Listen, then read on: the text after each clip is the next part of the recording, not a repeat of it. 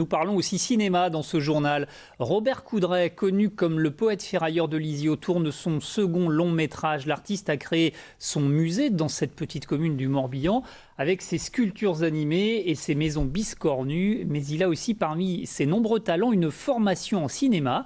Après Je demande pas la lune, juste quelques étoiles, Robert Coudray tourne les dernières séquences de Heureux les fêlés chez lui à Lisieux. Et encore une fois, de nombreux figurants du pays seront mis à contribution. Stéphanie Zad, Karine Ndouche.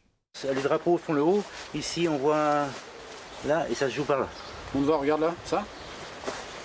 Voyons, plus serré. Plus serré. 7 ans de travail depuis l'écriture du scénario jusqu'à aujourd'hui. Les dernières scènes se tournent en ce moment du côté de Lisieux. On attend 150 figurants.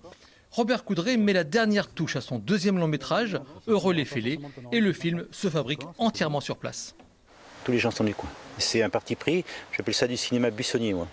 Du cinéma de campagne, du cinéma artisanal, qui fait encore avec, voilà, qui est un cinéma besogneux, qui n'est pas un cinéma d'argent.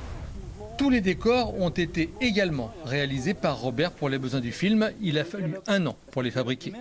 À chaque fois que tu filmes, c'est un film où ça se passe pas deux personnes dans une salle, quoi, qui se regardent et qui se parlent.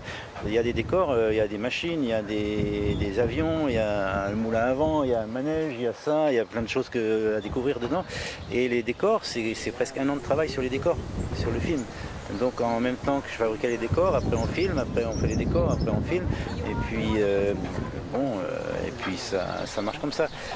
Ça aboutit à force d'énergie en fait. On va faire des sourcils assez foncés, assez marqués pour avoir un côté un peu plus dramatique. Juste trouver son pinceau. Des personnages ou en couleur, une compagnie de danseuses, un univers imaginaire et au final, une histoire qui, si elle n'est pas autobiographique, raconte un personnage à la poursuite de ses rêves qui tombe, qui se relève. Et qui a accepté de faire plein de compromis dans sa vie et qui à un moment donné décide de repartir dans son rêve d'enfant. Mais c'est pas si simple.